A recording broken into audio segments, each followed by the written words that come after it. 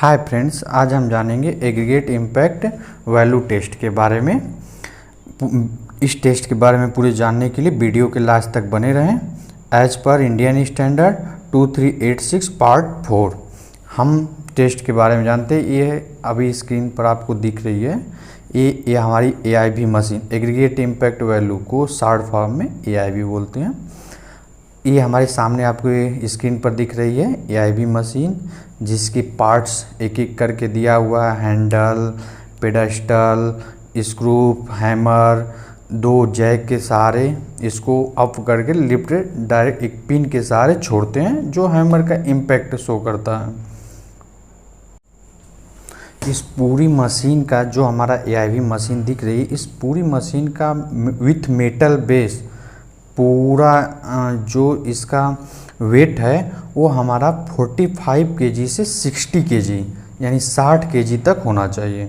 जो हमारा metal base है जो नीचे का, उसका हमारा weight between 22 to 30 kg as per Indian standard 2386 part 4 होना चाहिए। हमारा जो नीचे का बेस का डाया है ये 30 सेंटीमीटर डायमीटर इसका होना चाहिए। एग्रीगेट इम्पैक्ट वैल्यू हमें देता क्या है, किस टाइप का रिजल्ट देता है, ये आपको हम बता रहे हैं कि अभी जैसे हमारे एग्रीगेट के ऊपर जो सडनली अचानक शॉक्स या इम्पैक्ट आता है तो उसके रिस्पेक्ट में जो रेजिस्टेंस एग्रीगेट शो करता है वो वैल्यू हमें AIV प्रोवाइड कराता है। जैसा हमने डिफिनीशन में लिखा हुआ है कि the aggregate impact value gives a relative measure of the resistance of an aggregate to sudden shocks. जैसा कि मैंने बताया कि अचानक से आने वाले शॉक्स और इम्पैक्ट को एग्रीगेट कितना हमारा रेजिस्टेंस प्रोवाइड कराता है, ये हम वैल्यू AIV में एग्रीगेट इम्पैक्ट वैल्यू टेस्ट करते हैं। इस टेस्ट को जानने के लिए मैंने आपसे पहले भी बताया कि लास्ट अंत तक बने रहें।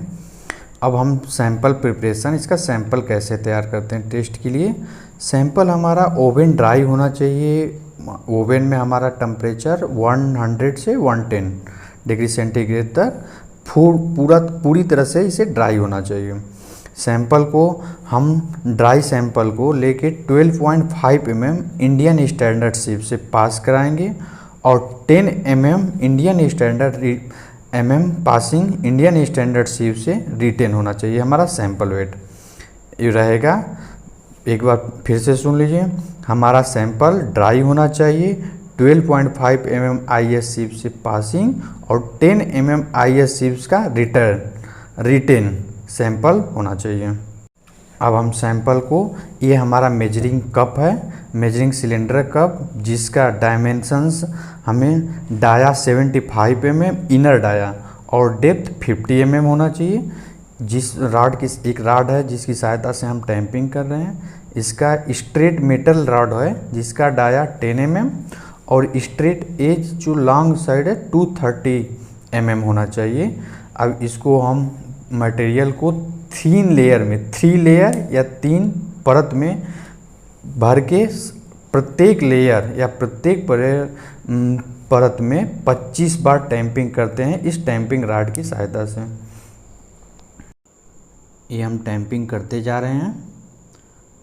टैंपिंग हमारा लगभग 3 लेयर में कंप्लीट होगा। तो इस टैंपिंग रॉड की सहायता से इसको मटेरियल को थोड़ा प्रॉपर एज के तक फिल कर लिया, वो जो एक्स्ट्रा मटेरियल है उसको हटा लिया। अभी हम दूसरे जो इम्पैक्ट या फिर इसको सिलिंड्रिकल स्टील कप बोलते हैं, इसमें मटेरियल को भर लिया, जो हमारा मटेरियल का वेट आया 400 ग्राम्स, यानी फार्मूला हमारा W1 = 400। ये जो सिलिंड्रिकल कप हमने लिया था जिसमें सैंपल, इसका डाया हमारा होता है 102 mm 102 mm और डेप्थ 50 mm। हैमर का height of fall 380 mm ± 5 mm होना चाहिए, जो कि हमारे सैंपल के टॉप से और हैमर के बॉटम तक ये होना चाहिए पूरा हाइट ऑफ फॉल। हैमर का हमारा वेट 13.5 kg से लेके 14 kg के बीच में होना चाहिए, जो कि हमारा है 13 kg 843 ग्राम्स, जो कि हमारा इंडियन स्टैंडर्ड को फॉलो कर रहा है। अब हम सैंपल को फिल करके टेस्टिंग स्टार्ट करते हैं। हैमर को पूरी हाइट तक ले जाके ड्रॉप करते हैं। ये हम काम 15 टाइम्स या 15 बार हम हैमर को ऊपर ले जाके छोड़ते हैं पूरी हाइट तक, जो हमने बताया हाइट ऑफ फॉल। फिर सैंपल को आराम से बिना किसी नुकसान को और सेफ्टी का ध्यान रखते हुए सैंपल को हम 2.36 mm IS सीव से आफ्टर इम्पैक्ट सीव करते जाएंगे। हम अच्छे से सीव कर लेंगे। फिर सीव अच्छे से करना है। सीव करने के बाद हम जो हमारा सैंपल रहेगा material passing after impact 2.36 mm सीव से जो पास मटेरियल है इसका वेट कर लेंगे। ये हमारा वेट आया 24.5 ग्राम। हमने वेट कर लिया 24 ग्राम्स। बैलेंस हमारा 0.1 ग्राम का एक्यूरेसी का हो।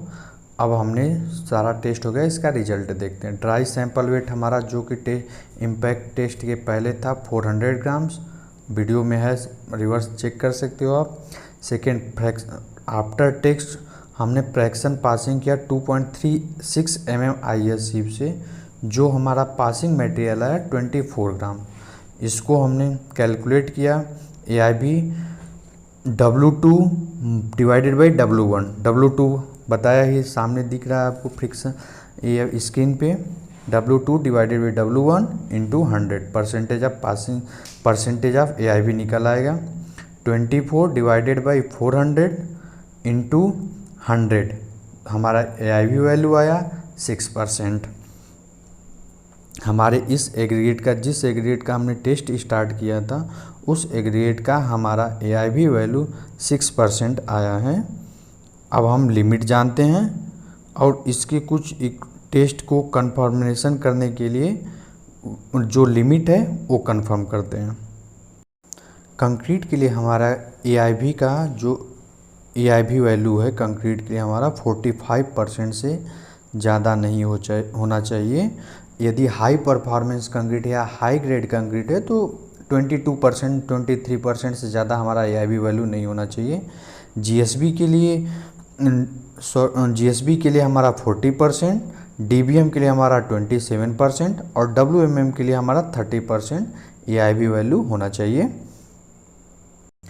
एक बात हमें और यहाँ ध्यान देनी है कि जो हमारा 2.36 mm से पासिंग मटेरियल है और जो रिटेन मटेरियल है, दोनों का कंबाइंड हमें जो हमने सैंपल लिया था उनके बीच का डिफरेंस 1 ग्राम से ज़्यादा नहीं होना चाहिए।